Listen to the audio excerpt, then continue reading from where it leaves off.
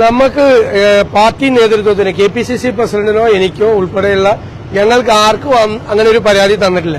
3 വർഷം കഴിഞ്ഞപ്പോൾ ഇപ്പൊ ഒരു വ്യാജ പരാതി ഉണ്ടാക്കുകയാണ്. ഞങ്ങളാരും പരാതി തന്നിട്ടില്ല. ഞങ്ങളൊക്കെ നിരന്തരമായി അവരെ ബന്ധപ്പെട്ടുകൊണ്ടിരുന്ന ആളല്ലേ. എല്ലാ ആഴ്ചയും വിളിക്കുകയും സംസാരിക്കുകയും കാണുകയും ഒക്കെ ചെയ്തല്ലേ. ഇതുവരെ ഞങ്ങൾക്ക് ആർക്കും അങ്ങനെ ഒരു പരാതി തന്നിട്ടില്ല.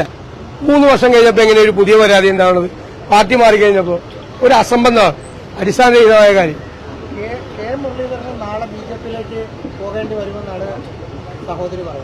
അതൊക്കെ അവർക്ക് എന്തും പറയാലോ. ഒരു പാർട്ടി വിട്ടൊരു പാർട്ടിയെ ചതിച്ച് വഞ്ചിച്ച് പിന്നിൽ നിന്ന് കുത്തി പോയി കഴിഞ്ഞിട്ട് എന്തും പറയാം. അതിനൊക്കെ ഞാനെന്തിനാ മറുപടി പറയണം? നിങ്ങൾ വേറെ വല്ല ചോദ്യം ചോദിച്ചു. അങ്ങനെയല്ല പറഞ്ഞത്. ഷെമാ മുഹമ്മദ് പറഞ്ഞൊരു സംഭവം എന്ന് പറയുന്നത് വനിതകൾക്ക് പ്രാതിനിധ്യം കൊടുത്തില്ല എന്നാണ്. ഞാൻ പറഞ്ഞല്ലോ, അത് ശരിയാണ്. ആവശ്യമായ പ്രാതിനിധ്യം കൊടുക്കാൻ ഞങ്ങൾക്ക് പറ്റിയിട്ടില്ല. ഞങ്ങൾക്ക് വിഷമമുണ്ട്. ഞങ്ങൾ ചെയ്യേണ്ടതായിരുന്നു. പക്ഷെ പ്രായോഗികമായി നമുക്ക് ഈ സിറ്റിംഗ് MPമാരൊക്കെ മത്സരിച്ച് വന്ന സമയത്ത് അത് കൊടുക്കാൻ പറ്റിയില്ല. അതുകൊണ്ടല്ലേ ഞങ്ങൾക്ക് ആദ്യത്തെ രാജ്യസഭാ സീറ്റ് വന്നപ്പോൾ ഞങ്ങളൊരു വനിതയ്ക്കല്ലേ കൊടുത്തത്. അപ്പോ ഇനിയൊരു അവസരം വരുമ്പോൾ തീർച്ചയായിട്ടും അത് പരിഹരിക്കും. എനിക്കുകൂടി, ഞങ്ങൾക്ക് എല്ലാവർക്കും കൂടി, നേതൃത്വത്തിൽ ഇരിക്കുന്നവർക്ക് കൂടി കുറ്റബോധമുള്ള കാര്യം.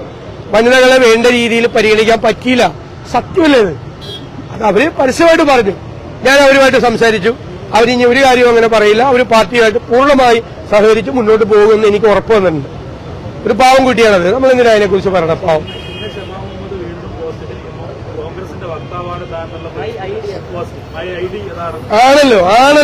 ആണല്ലോ. അതാ പ്രസിഡന്റ് ആ ഉദ്ദേശത്തിലൊന്നല്ല പറഞ്ഞത്. പ്രസിഡന്റ് ആ രീതിയില്ല.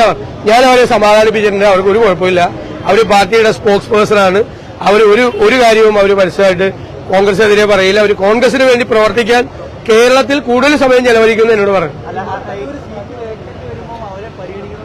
അല്ല, അതൊക്കെ നമുക്ക് പറയാൻ പറ്റില്ലല്ലോ. അതൊക്കെ നമുക്ക് ആലോചിക്കാന്നേ. നമുക്കതൊക്കെ പാർട്ടി